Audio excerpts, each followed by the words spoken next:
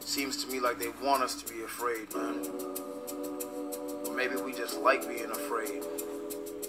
Maybe we just so used to it at this point that it's just a part of us, part of our culture. Security alert on orange. It's been on orange since '01, G. I mean, what's up, man? Can a brother get yellow, man? Just for like 2 months or something? From undermining the Second Amendment and influencing elections to sponsoring color revolutions in Eastern Europe and the Middle East, the ominous footprint of George Soros is everywhere. The Hungarian-born billionaire and currency speculator who considers himself a messianic figure was voted the single most destructive leftist demagogue in the country by respondents to a poll published by the Human Events newspaper in 2011. George Soros is the most dangerous man in the world because, just like the crazy megalomaniacs in old 50 movies, he is deceiving everybody into believing he is altruistic when in fact he is using his open society / shadow party to undermine the very fabric of American society, the newspaper explained. If not for Soros' immense wealth, a sizable number of leftist organizations would be far less influential. He has fed more than $7 billion to the likes of Media Matters, Acorn, La Raza, the Huffington Post, the Southern Poverty Law Center, Planned Parenthood, the Center for American Progress, MoveOn.org, and dozens of others, and you can now also add Black Lives Matter to that list. This man is a nation killer. So what we have here is we've got another independent journalist who's been fighting for American rights for years. And basically, he was getting bum rushed by a bunch of Black Lives Matter protesters getting out of hand. And he felt threatened because angry mobs are, let's face it, they can be very dangerous. This man was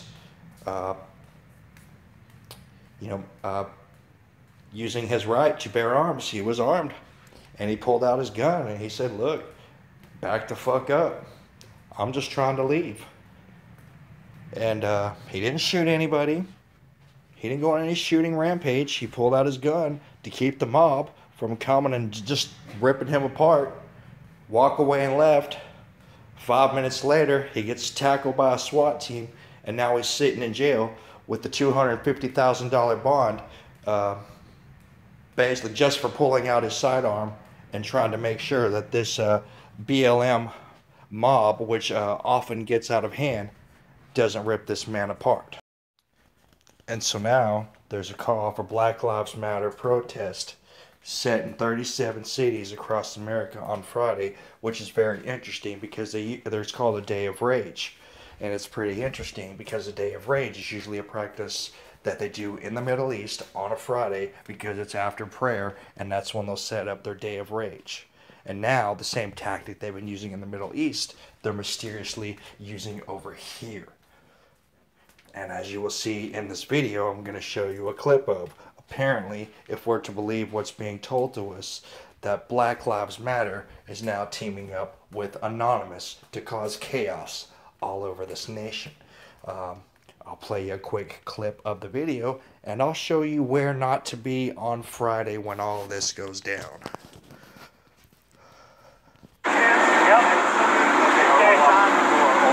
Citizens of the world, we are anonymous. Early morning on Tuesday, July 5th, Alton Sterling was fatally shot 4 times in the chest by police in Baton Rouge, Louisiana. He was unarmed. On Wednesday, July 6th, we witnessed a second shooting. Live on Facebook.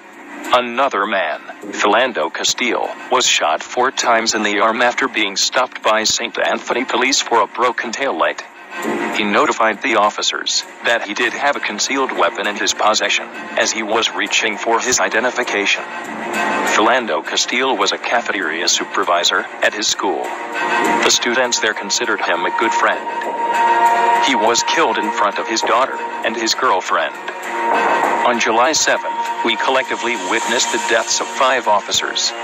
They had nothing to do with the deaths of either Philando or Alton. So, anyways, I just want to say I hadn't seen that before myself, but I just want to point out that I, at this point, would have to say that I highly doubt this is anonymous. And the only reason why I say that is because it's very obvious that the person who put this video together obviously doesn't know anything real about this story whatsoever. Because first of all, the little girl that was in the back of the car that was murdered was her daughter. It was not his daughter. She had that child with a different man. They also don't point out that this man, who was supposed to be a role model to children, had Instagram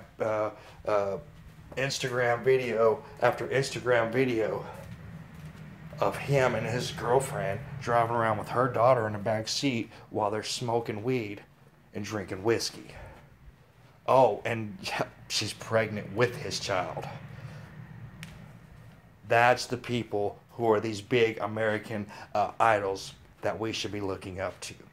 But anyways, you'd think Anonymous would have had the thoroughness to actually look up this information before they come spouting off bullshit. So I don't really know what to think, but it sounds like somebody's trying to use Anonymous to play us. But anyways, as you can see, they're having this big thing. Phoenix, Tucson, Little Rock, San Francisco, Oakland, LA, Denver, DC, Atlanta, Tampa, Orlando, Miami, Chicago, Des Moines, New Orleans, Baltimore, Boston, Detroit, Lansing, Ann Arbor, Minneapolis, St. Louis, Carson City, Manhattan, Newark, Durham, Columbus, Cleveland, Portland, Philadelphia, Pittsburgh, Nashville, Memphis, Austin, Salt Lake City, Seattle, and Milwaukee. If you live in any one of those cities and you're there on Friday, you might want to stay home once this stuff starts going down, because there may be some craziness that's going to ensue with all of this stuff. So as we can see right here, we've got this thing going off the following day. This Reset 2016, where they're calling for 1 million people to fill the mall in Washington, D.C. And I have a feeling something's going to be popping off here. So the fact that there's going to be chaotic protests set up all over the nation on Friday, and then you got 1 million people getting together in D.C. the following day, I don't know why, but this just smells like something awful is going to happen. So you can say what you will about events in America, but there's no way to argue at this point that Black Lives Matter is slowly but surely doing everything they can to tear this nation apart. And we might start seeing the very first cracks in the crumbling of the foundation coming up this weekend. We'll just have to wait and see. Hopefully, if there's any luck whatsoever, this thing will fizzle off and it'll turn out to be nothing, but it's definitely something that you don't want to lose sight of. Now, if all of this stuff wasn't enough, starting on Monday, on the 18th through the 21st, we have the Republican National Convention set to take off in Cleveland, Ohio. As we all know, Trump's already beat out all of the other rivals in the Republican side and is set to take the nomination, except there's only one small problem.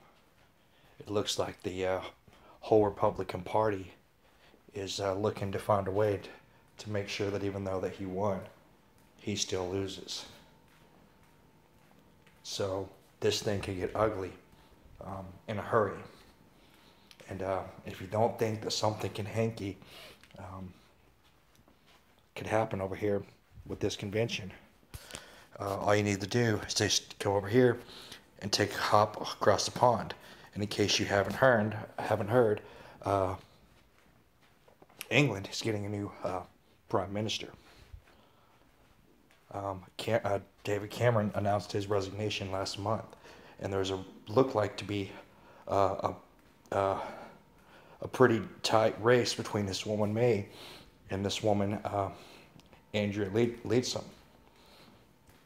Now, Andrea Leadsom was a big supporter of the Brexit, the England breaking away from the European Union, and May was adamantly, this other woman, May, was adamantly against it. And out of the middle of nowhere, because Leadsom was pretty much the only, Leadsom and May were pretty much the only two people running for a prime minister at this point. And out of the middle of nowhere, Leadsom just up and just drops out of the race and just says, "Here, you can be the ruler of England." Something hanky's definitely going on over there in England, and something hanky may be going on over here in America over in the next couple of days. So all of this stuff building up with this day of rage, and then this Pulse thing in D.C., and then you got the RNC convention that's going to pop off right after that on the 18th to the 21st. This thing's going on for several days. So